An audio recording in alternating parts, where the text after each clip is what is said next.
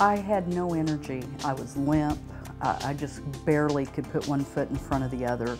Every day was just a difficult day to get through. All I wanted to do was just to crawl into bed. I was so tired. I was also having some heart palpitations and flutters, and that was scary. I could tell something was wrong.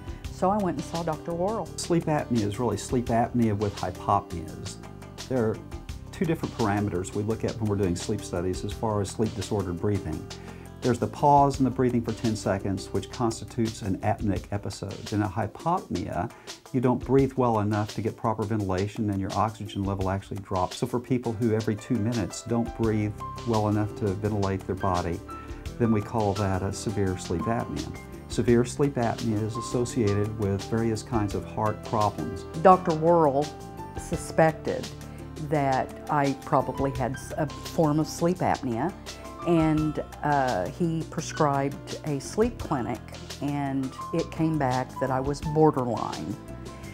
So we waited for a little while more and did another one, and finally it came back that I was full-blown sleep apnea. And they of course said, you've got to have a machine. A CPAP is kind of a necessary evil sometimes. Some people will adapt more easily than others, and for those who do adapt to it, they are the ones who are the most appreciative because they see the quality of life improvement. They wake up and they're not so achy, not so stiff in the morning, that they have more energy, more stamina, that they just feel better overall. Within 2 weeks of getting a good night's sleep with a CPAP machine, I was back to 100%. I was like, it's a miracle. It's just absolutely a miracle.